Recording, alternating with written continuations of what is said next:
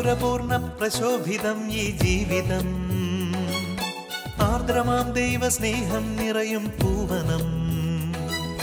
മാധുരപൂർണ്ണ പ്രശോഭിതം ഈ ജീവിതം, ആർദ്രമാം ദൈവ സ്നേഹം നിറയും പൂവനം.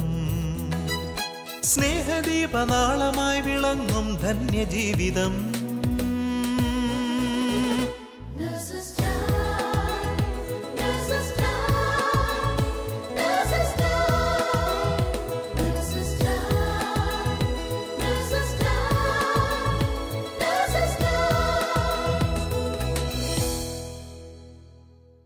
ഈശോ മിശിഹായ്ക്ക് സ്തുതിയായിരിക്കട്ടെ. വിശുദ്ധ പൗലോസ്ലീഹ പറയുന്നത് പോലെ, ക്രിസ്തു ഉയർപ്പിക്കപ്പെട്ടില്ലെങ്കിൽ ഞങ്ങളുടെ പ്രസംഗം വ്യർത്ഥമാകുന്നു, നിങ്ങളുടെ വിശ്വാസവും വ്യർത്ഥം. ഉയർപ്പ് തിരുനാളിൻ്റെ മംഗളങ്ങൾ എല്ലാവർക്കും നേർന്നുകൊണ്ട് നേഴ്സസ് ടൈമിലേക്ക് സ്വാഗതം ചെയ്യുന്നു.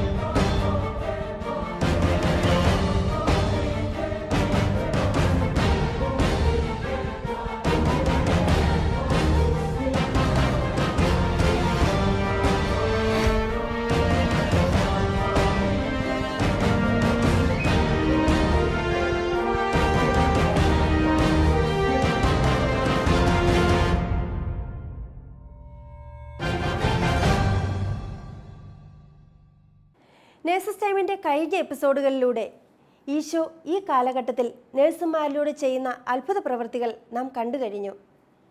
ഓപ്പറേഷൻ ടേബിളിൽ മരണത്തോട് മല്ലടിക്കുന്ന രോഗിയുടെ അടുത്ത് ഒരു നഴ്സ് ഉറക്കെ സ്തുതിച്ച് പ്രാർത്ഥിച്ചപ്പോൾ ഈശോ അവിടെ അത്ഭുതം പ്രവർത്തിച്ചതും, നിരാശ മൂലം ആത്മഹത്യയുടെ വക്കിലെത്തിയിരുന്ന രോഗിയിലേക്ക് ഈശോയുടെ സ്നേഹം പകർന്നു കൊടുത്തപ്പോൾ അവർ ജീവിതത്തിലേക്ക് തിരിച്ചു വന്നതും ഇവയിൽ ചിലത് മാത്രം.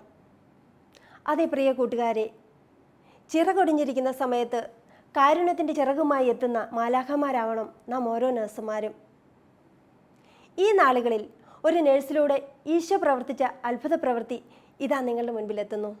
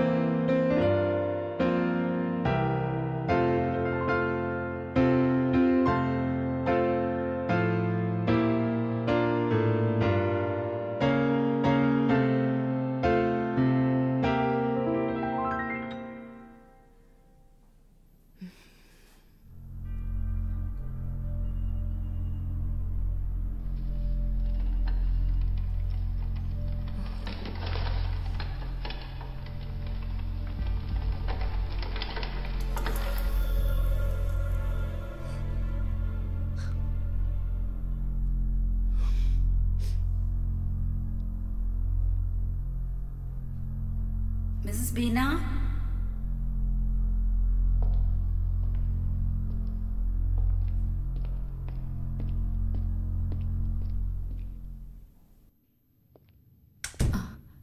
ഡോക്ടർ, ആ ADB കമ്പനിയുടെ PRO 1 മിസ്റ്റർ അരുൺ വന്നിരുന്നു. കുറേ നേരം വെയിറ്റ് ചെയ്തു. Yeah, he's online. Yes, Mr. Arun. കുറേ വെയിറ്റ് ചെയ്തല്ലേ? ഓ, ആ മെഡിക്കൽ ടീമുമായിട്ടുള്ള മീറ്റിംഗ് അത് കുറേ സമയമെടുത്തു. ഇല്ല, I'll be here. You can come.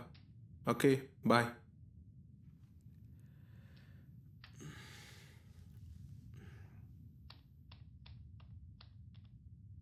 Doctor, ആ ജോസ് തോമസിന്റെ മകൾ നമിത വന്നിട്ടുണ്ട്. Yeah, okay.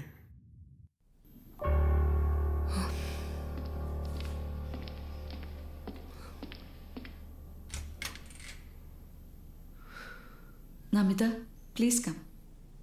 Good evening doctor. Yeah, come in.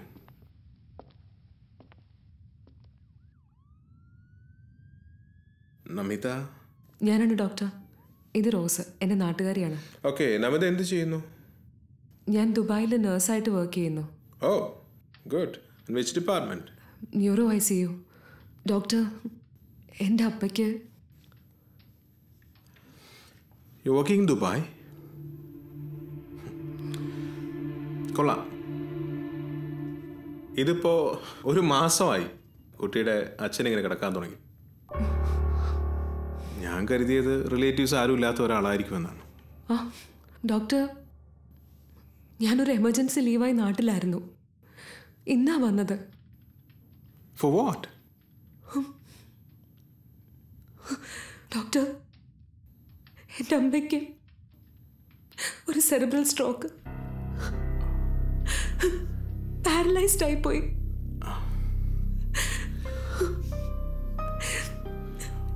എൻ്റെ അമ്മയ്ക്ക് ഞാൻ മാത്രമേ ഉള്ളൂ.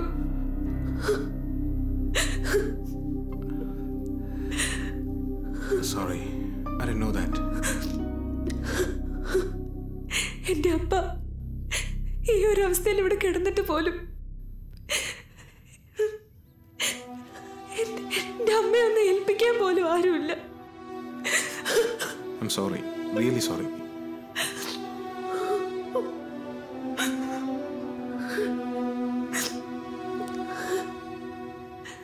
കുട്ടിയുടെ ഫാദർ ഒരു കിഡ്നി സ്റ്റോൺ പെയിൻ ആയിട്ടാണ് അഡ്മിറ്റ് ആയത്. ഒരു മൈനർ കീ ഹോൾ സർജറി, അതിനാണ് ഓപ്പറേഷൻ തിയേറ്ററിൽ കയറ്റിയത്. അൺഫോർച്ചുനേറ്റ്ലി ഓപ്പറേഷൻ ടൈമിൽ ഒരു കാർഡിയക് അറസ്റ്റ്. ഇമ്മീഡിയറ്റ്ലി ഞങ്ങൾ വെന്റിലേറ്ററിലേക്ക് മാറ്റി. ബട്ട് ഓരോ നിമിഷം ചെല്ലുന്തോറും ജോസിൻ്റെ നില വളരെ മോശമാകാൻ തുടങ്ങി. Then we had only one choice. ജോസിനെ വെന്റിലേറ്ററിൽ നിന്നും ഹാർട്ട് ലങ് മെഷീനിലേക്ക് ഷിഫ്റ്റ് ചെയ്യാം.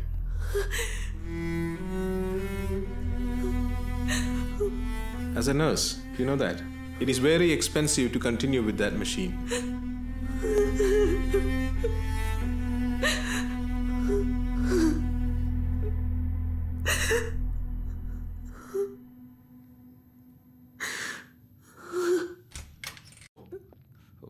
സോറി, ഞാൻ വെയിറ്റ് ചെയ്യാം. Yeah, it's okay. Come in. ഇതാരാന്നറിയോ?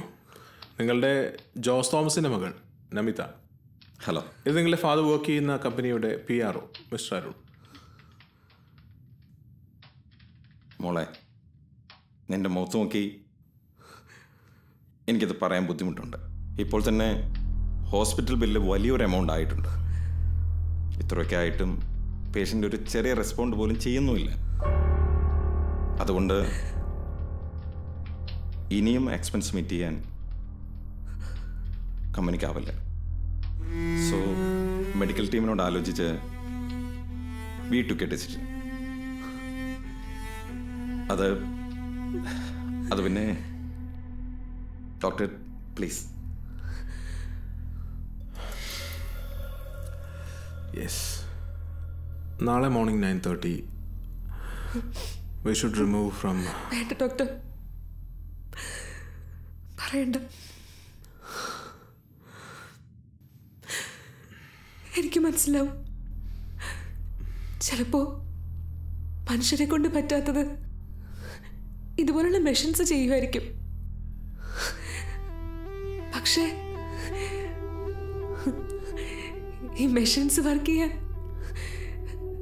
Current മാത്രം പോരല്ലോ, ക്യാഷും വേണ്ടേ അല്ലേ സർ?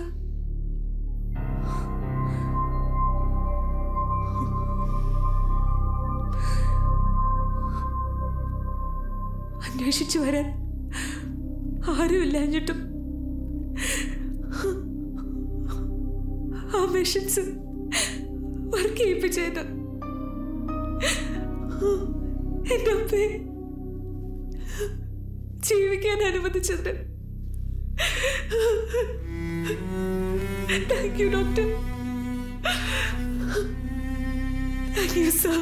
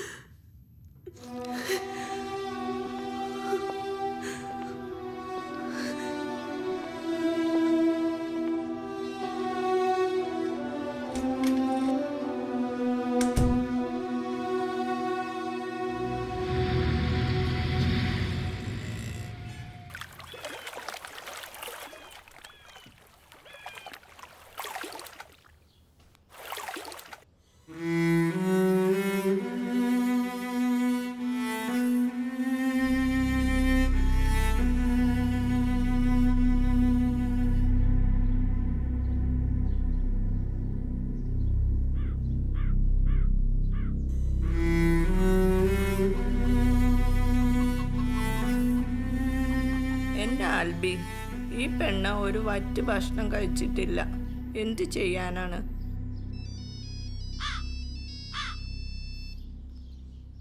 ഹലോ. ആ ആ റോസ്മോളെ. ഇല്ല. ഓ ഇല്ലില്ല, അറിയിച്ചിട്ടില്ല. ഹലോ. ആ ആ എപ്പോ?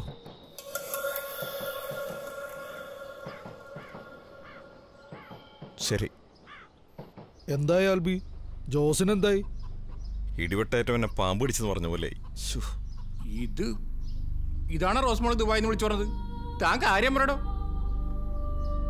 അത് ഏതാണ്ടൊരു മെഷീന്റെ പേര് പറഞ്ഞ് നാളെ രാവിലെ ഏതാണ്ടൊരു 11 മണി അതിൽ നിന്ന് മാറ്റും. അതോടെ എല്ലാം എല്ലാം തീരും.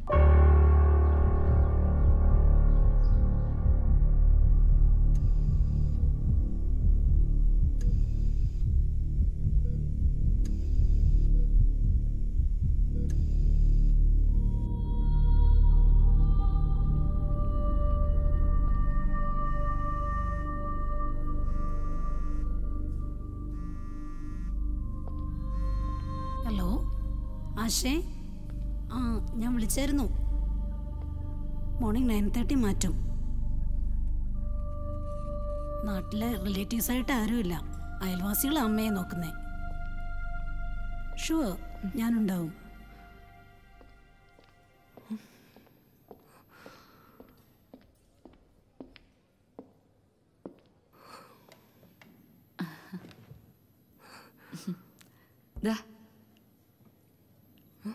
കുടിക്ക്. കുട്ടിയുടെ പേര് തന്നെ എൻ്റെ മകൾക്കും, നമിത. ഇന്ന് അവളുടെ ബർത്ത്ഡേയാ. ദേ അവളാ വിളിക്കുന്നേ. ഹലോ. Hello mummy. നിന്റെ കാര്യം പറഞ്ഞ് നാവെടുത്തതേ ഉള്ളൂ. ആ നിന്റെ പേരുള്ള ഒരു ചേച്ചിയുടെ മുന്നിലാ ഞാൻ ഇരിക്കുന്നേ. പിന്നെ ചുമ്മാ പറയാ. ശരിക്കും? അന്നാ ഒന്ന് ലൗഡ് സ്പീക്കറിലിട്ടേ. എന്തുവാ? മമ്മി ലൗഡ് സ്പീക്കറിലിടാൻ. Okay 1 second. അവൾക്ക് വിശ്വാസം വരുന്നില്ല ലൗഡ് സ്പീക്കറിലിടാൻ. ഹലോ ചേച്ചി. ശരിക്കും ചേച്ചിയുടെ പേരും നന്ദാൻ തന്നെ ആണോ? അതെ മോളെ. ബർത്ത്ഡേയും ഇന്ന് തന്നെ? അല്ല. ഓക്കെ ചേച്ചി. ആ mummy, I have A doubt. എന്താ? ഒരാൾ മരിച്ചാൽ നോർമലി എത്ര മണിക്കൂർ കഴിഞ്ഞാൽ വീർക്കാൻ തുടങ്ങും? 24 hours. സ്മെല്ല് വരാനോ? ഒരു 2 days. അപ്പോ ബോഡി ചീഞ്ഞ് അഴുത്തു തുടങ്ങാൻ? I think 4 days. അല്ല, ഇതെന്ത് പറ്റി ഇപ്പൊ ഇങ്ങനെ ഒരു ഡൗട്ട് തോന്നാൻ? അപ്പൊ മമ്മി മറന്നല്ലേ? നാളെയാണ് സൺഡേ സ്കൂളിലെ പവർ പോയിന്റ് പ്രസന്റേഷൻ. അഴിക്കാൻ തുടങ്ങിയ ലാസറിനെ വെറുപ്പിച്ച ഈശോ. Okay mummy, bye. ഓക്കെ മോളെ.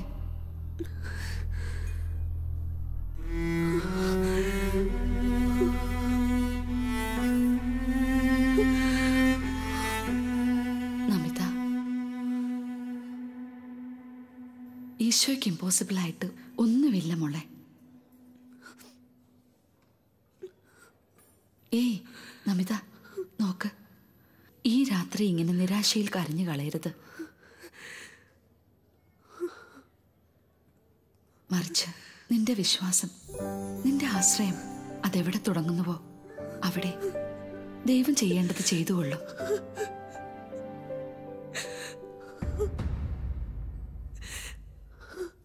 U just trust him.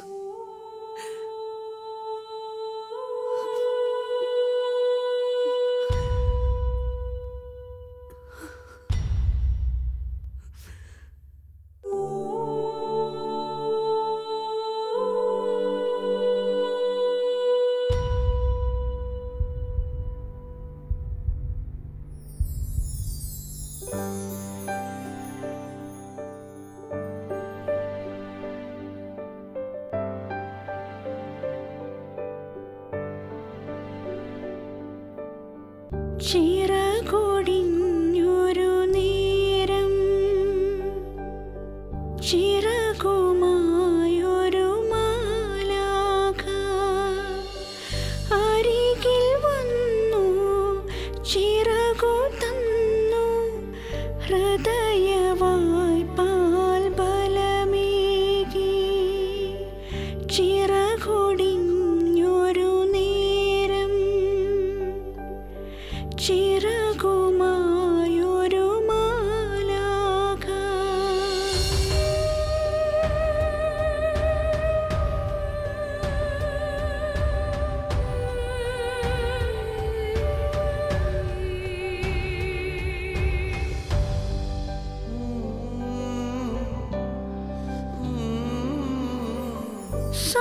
സങ്കടത്തിൻ കൂടു തുറന്നാൽ പുതിയ മാനം കാണാം.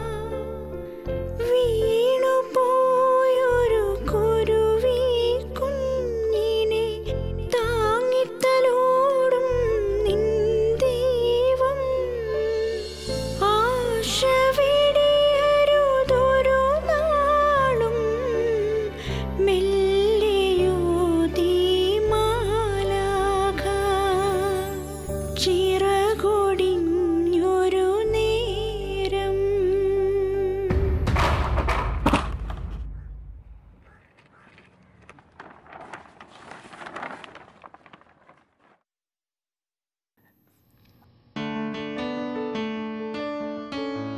Happy birthday to you.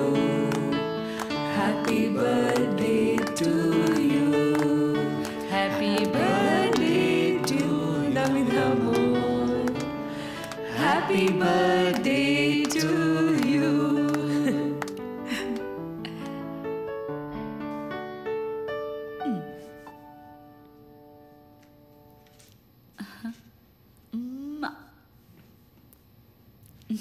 Thank you.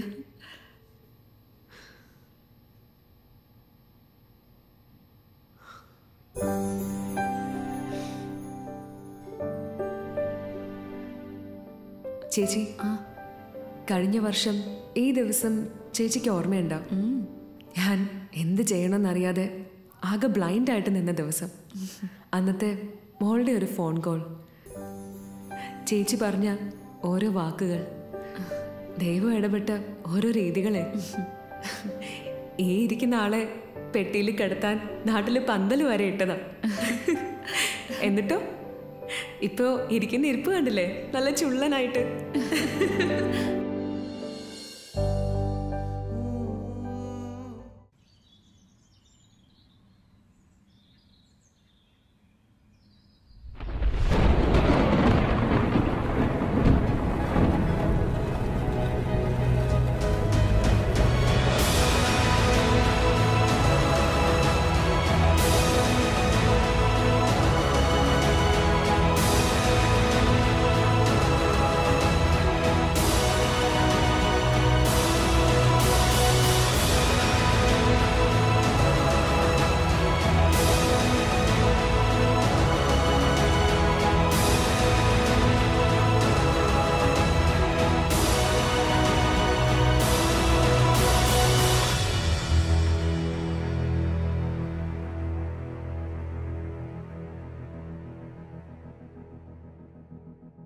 ദുഃഖവെള്ളിക്കപ്പുറം ഒരു ഉയർപ്പ് ഞായറുണ്ടെന്നും മരണത്തിൻ്റെ വക്കിൽ നിന്ന് പോലും ജീവനിലേക്ക് കൈപിടിച്ച് നടത്തുവാനായി കർത്താവുണ്ടെന്നും സ്വന്തം ജീവിതത്തിൽ അനുഭവിച്ചറിഞ്ഞ ഒരു വ്യക്തിക്ക് ആ ദിനത്തെ ബർത്ത്ഡേ എന്നല്ലാതെ മറ്റെന്ത് വിളിക്കാനാവും? ഇത് വെറും കഥയല്ല, ഒരു യഥാർത്ഥ സംഭവം.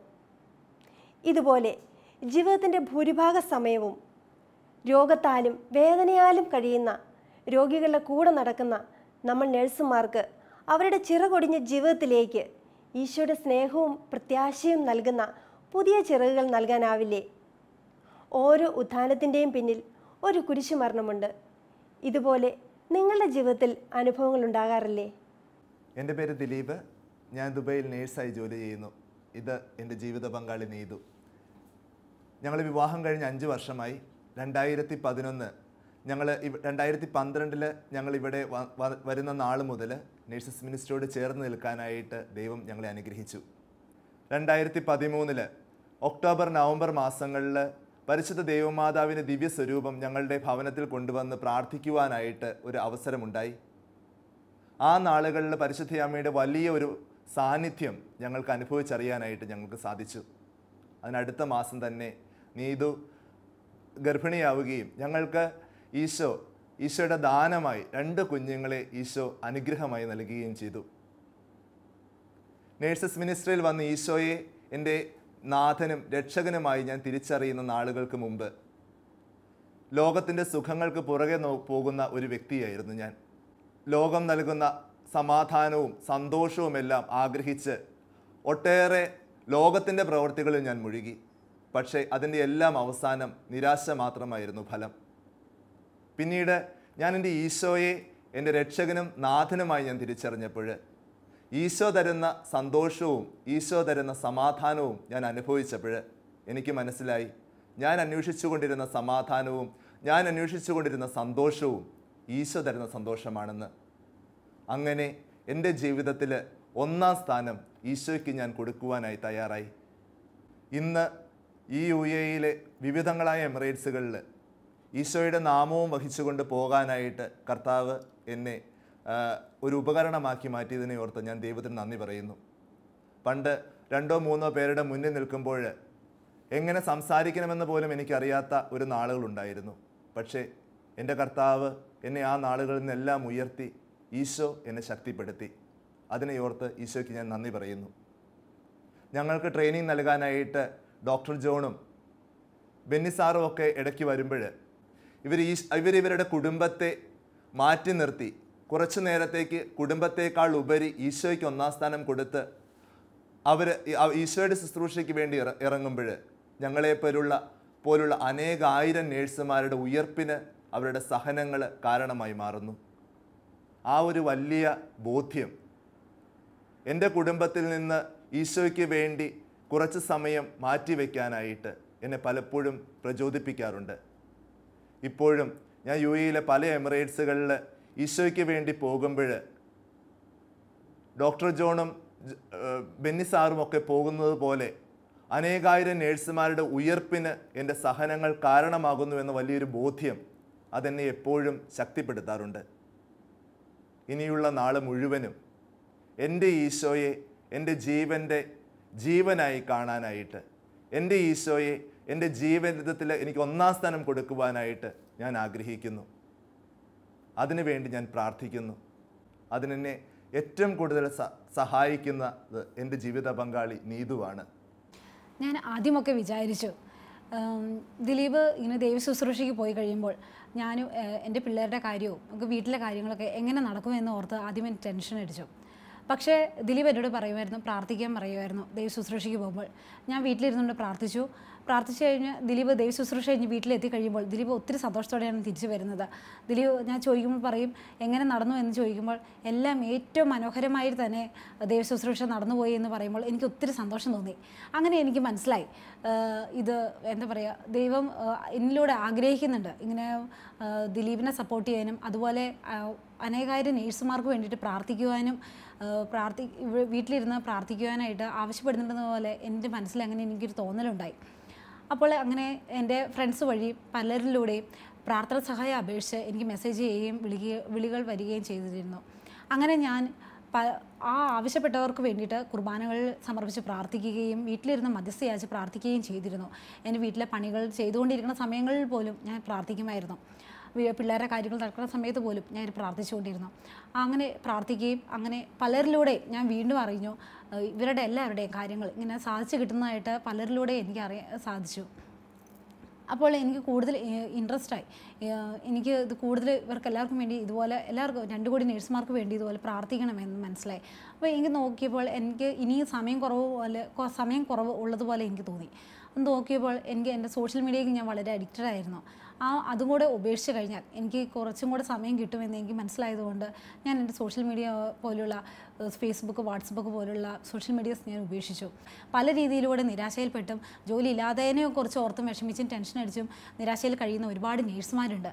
പക്ഷെ അവരോടല്ല എനിക്ക് ഒന്നേ പറയാനുള്ളൂ, നിങ്ങൾക്ക് എല്ലാവർക്കും സമയമുണ്ട്. എന്താ ചെയ്യേണ്ടതെന്ന് വെച്ചിട്ടുണ്ടെങ്കിൽ നിങ്ങൾ ഇതുപോലെ സോഷ്യൽ മീഡിയാസ് കുറേ നിങ്ങൾ കൺട്രോൾ ചെയ്യുക. കുറേയെല്ലാം നിയന്ത്രിച്ചാലും അതോടൊപ്പം തന്നെ നിങ്ങളുടെ വീട്ടിലെ പണികൾ ചെയ്തുകൊണ്ടിരിക്കുന്ന സമയത്ത് നിങ്ങൾ മറ്റുള്ളവർക്ക് വേണ്ടി പ്രാർത്ഥിക്കുക. ഇതുപോലെ നേഴ്സുമാർക്ക് വേണ്ടിയും വേദന അനുഭവിക്കുന്ന മറ്റുള്ളവർക്ക് വേണ്ടി നിങ്ങൾ പ്രാർത്ഥിക്കാൻ സമയം ചെലവഴിക്കുമ്പോൾ അത് ഒരുപാട് ദൈവാനുഗ്രഹമായി തീരും. നിങ്ങളും നിങ്ങളുടെ കുടുംബവും കൂടിയാണ് അനുഗ്രഹിക്കപ്പെടുന്നതെന്ന് ഓർക്കണം. അതോടൊപ്പം തന്നെ അനേകായിരം നേഴ്സുമാരുടെ ഉയർപ്പിനായിട്ടാണ് ഇത് കാരണമായി തീരുന്നത് എന്നുകൂടിയുള്ള ഓർമ്മ വേണം നിങ്ങൾക്ക്. എൻ്റെ ഈശോ എനിക്ക് വേണ്ടി മരിച്ചു, എനിക്ക് വേണ്ടി ഉദ്ധാനം ചെയ്തു. ഈശോയുടെ ഈ സ്നേഹത്തിന് പകരമായി എൻ്റെ ആയുസ്സും എൻ്റെ ആരോഗ്യവും എനിക്കുള്ളതെല്ലാം നൽകുവാൻ ഞാൻ ആഗ്രഹിക്കുന്നു. ഈശോയ്ക്ക് വേണ്ടി നൽകപ്പെട്ടതൊന്നും പാഴായി പോയിട്ടില്ല, പാഴായി പോകാൻ ഈശോ അനുവദിക്കുകയുമില്ല. എൻ്റെ ജീവിതത്തിലെ കൊച്ചു കൊച്ചു സഹനങ്ങൾ അനേകായിരം നേഴ്സുമാരുടെ ആത്മാക്കളുടെ ഉയർപ്പിന് കാരണമാകട്ടെ എന്ന് പ്രാർത്ഥിക്കുന്നു. വിശുദ്ധ പൗലോസ്ലീഹ പറഞ്ഞതുപോലെ ക്രിസ്തു ഉയർപ്പിക്കപ്പെട്ടില്ലെങ്കിൽ ഞങ്ങളുടെ പ്രസംഗം വ്യർത്ഥമാണ്, നിങ്ങളുടെ വിശ്വാസവും വ്യർത്ഥം.